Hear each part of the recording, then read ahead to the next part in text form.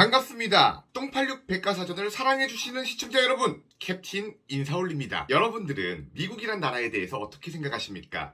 자유의 나라, 현존하는 초강대국, 이런 이미지들 떠올리실 겁니다. 실제 지구상에 현존하는 국가 가운데 미국보다 강한 나라는 없죠. 천만다행인 건 우리는 미국과 적대국이 아닌 동맹국이라는 거죠. 동맹의 관계를 넘어 피로 맺은 혈맥이란 단어를 쓰기도 합니다. 확실히 맞지. 6.25 당시 미국은 10만 명의 사상자를 내면서까지 대한민국의 자유와 민주주의를 수호해준 고마운 나라거든요. 6.25 전쟁부터 미국은 자유와 민주주의를 우리와 함께 수호해온 동반자죠. 북한의 위협이 아직까지도 계속되는 지금도 한미동맹이 무엇보다 중요한 이유예요. 매번 정권이 바뀌어도 이 노선만큼은 변함이 없어요. 근데 요즘 대통령 한번 해보겠다고 마구 설치는 사람이 한미동맹에 골 때리는 발언을 해서 문제가 되네? 이 사람 누굴까? 누구긴 누구예요. 오늘도 이재명이지.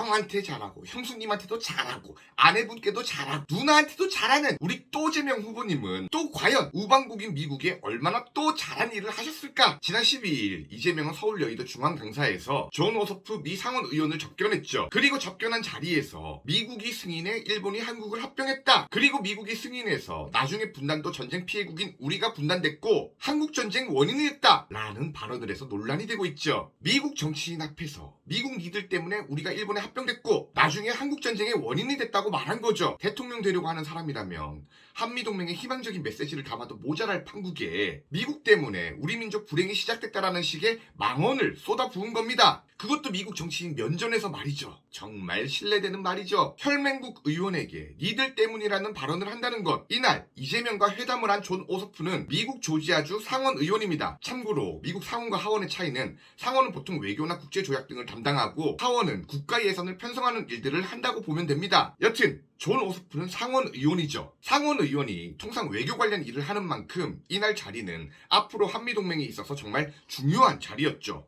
여기서 우리 또재명 후보님이 사고를 치신 거야. 자, 이재명이 말한 미국의 승인하에 일본이 한국을 합병했다라는 이야기는 또 무슨 이야기일까? 바로 1905년 가스라 테프트 협약을 두고서 한 말입니다. 이 당시 태평양 지역의 정세가 크게 바뀐 일이 있었어요. 일본은 초강대국이던 러시아를 꺾고 우리나라에 대한 노골적인 야욕을 보이고 있었고 그보다 10년 전 1895년엔 미국은 스페인과의 전쟁에서 이기고 필리핀에 대한 지배권을 확고히 다지던 시기였죠. 자, 태평양에서 마주친 두 열강 국가는 협정을 맺습니다. 일본이 말하길 야 한국은 우리 거니까 너네 그렇게 알아. 미국이 말하길 그럼 필리핀은 우리 거니까 그렇게 알아. 이렇게 당시 일본의 내각 총리 대신 가스라 다로와 미국의 전쟁부 장관 하워드 테프트가 맺은 협정이라 해서 가스라 테프트 협정이라고 해요. 이 협정 내용이 오랜 시간 세간에 알려지지 않고 뒤늦게서야 공개가 됐기에 가스라 테프트 미락이라고 불리기도 하죠. 흔히들 가스라 테프트 미락이라는 것 때문에 많은 사람들은 진짜 미국, 일본 두 나라가 짜고 한국을 일본의 식민지로 만드는데 미국이 승인을 해준 걸로 아는 사람들도 있어요. 근데 사실은 좀 다르죠. 실제 가스라 테프트 협약은 필리핀을 차지한 미국과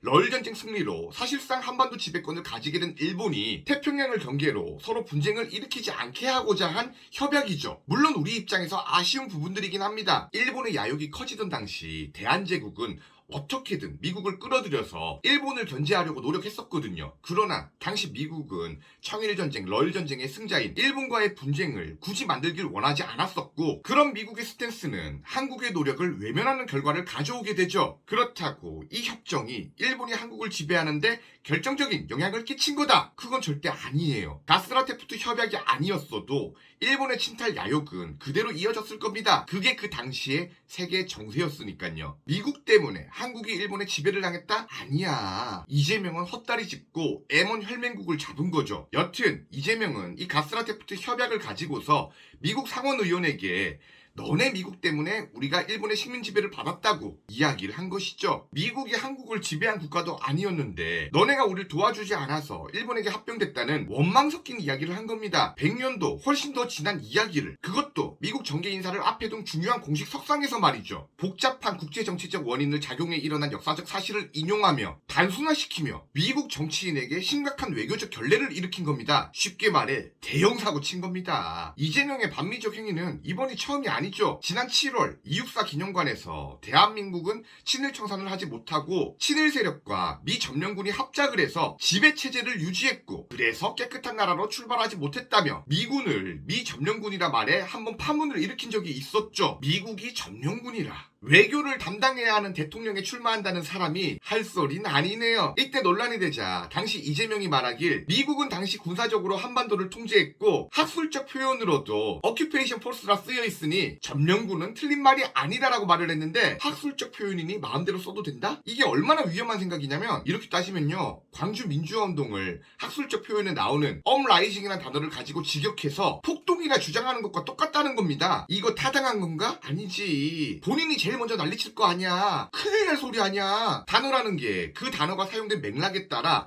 용어의 의미는 얼마든지 달라질 수가 있죠. 이재명이 쓴 점령군의 표현이 진짜 문제가 되는 건 친일파와 미 점령군을 한데 묶어서 우리나라가 깨끗하지 못한 이유는 그들 때문이다. 이렇게 주장을 했기 때문이죠. 이재명의 미 점령군 발언은 그냥 반미 감정을 고취시키는 행위 그 이상도 이하도 아니라는 겁니다. 상당히 악의적인 표현으로 들리죠. 지난번 2018년 해경군 김씨 재판 당시 기자 한 분이 이재명에게 묻죠. 고소고발 많이 하시는데 이 건에 대해서도 고사고발 하실 겁니까? 그렇게 묻자 이재명은 영화처럼 기자의 마이크를 손으로 살짝 내리더니 이거 잠깐 내려봐. 질문이 상당히 악의적으로 들리네? 이렇게 말을 했죠. 이걸로 기자 협박 아니냐는 논란도 나왔었는데 아니 자기 비판 등에 대해선 귀신같이 악이라는 표현으로 엮는 사람이 어째 본인의 발언엔 악의가 있다는 생각을 못하고 있는지 모르겠네? 친일파와 미 점령군 그것에 진정한 악의가 없을까? 그리고 우리나라 시작이 친일파와 미 점령군으로 깨끗하지 못하게 시작을 했다고 말했는데 진짜 우리나라가 친일파들이 세운 나라일까? 우리나라 초대 내각 알아볼까요? 이승만 대통령 임시정부 대통령 출신입니다. 이시영 부통령 임시정부 내무총장 했어요. 이범석 국무총리 광복군 참모장 했어요. 신익희 국회의장 임시정부 내무총장 했죠. 대한민국 이 나라 대한민국 임시정부의 정통성을 그대로 계승한 나라입니다. 친일파가 세운 나라가 아니야.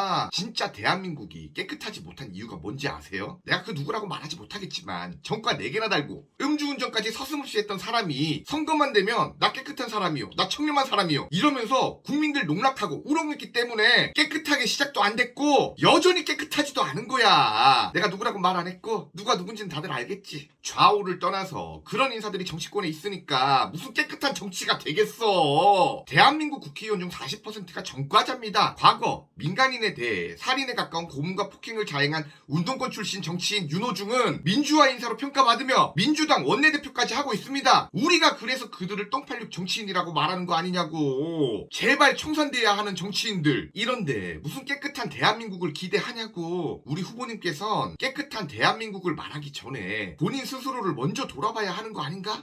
나 또 흥분하게 만드네. 여튼 반미 이야기로 돌아가서 예전 성남시장 당시에도 이재명은 트럼프 행정부의 주한미군 방위비 분담금 증액 요구 가능성에 대해 주한미군 철수를 각오하고 자주국방 정책을 수립해야 한다고 말한 적도 있죠. 주한미군 뺄 테면 빼라는 발언을 한 겁니다. 진짜 위험한 발언이죠. 외교라는 게 엄청 중요한 거죠. 특히나 대통령이 가장 잘해야 하는 것 중 하나가 외교입니다. 그리고 그 외교는 감정을 배제하고 철저하게 국민과 국익을 위해 행해야 하죠. 근데 미국 때문에 우리가 일본에 합병되고 분단됐다며 미국 정치인 면전에서 말하고 미군은 점령군이라며 툭하면 반미 본능 나오는 이재명 이런 사람이 대통령 된다면 어떤 일들이 발생할까? 한미 동맹에 문제가 생기는 건 불보듯 뻔한 일이죠. 외교적 결례되는 발언들 밥 먹듯이 할 거고 허구한 날 지승질 못 이겨서 막말했다가 미국과 소원해지는 일들 자주 발생할 거고 주한미군 철수된다는 이야기들은 매번 나올 거예요. 안보 불안해지는 나라에 누가 투자를 할까? 주식시장 반토막 나고 외교 안보 불안해지고 경제까지 타격 있겠지. 역시나 피해는 국민들이 볼 거란 이야기죠. 국제사회엔 영원한 편도 영원한 적도 없다는 말이 있어요.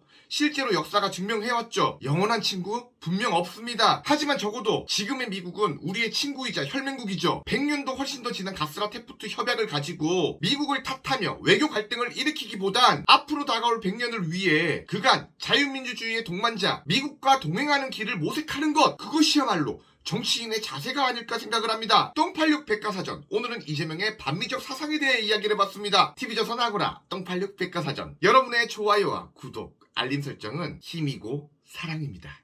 감사합니다. 끝.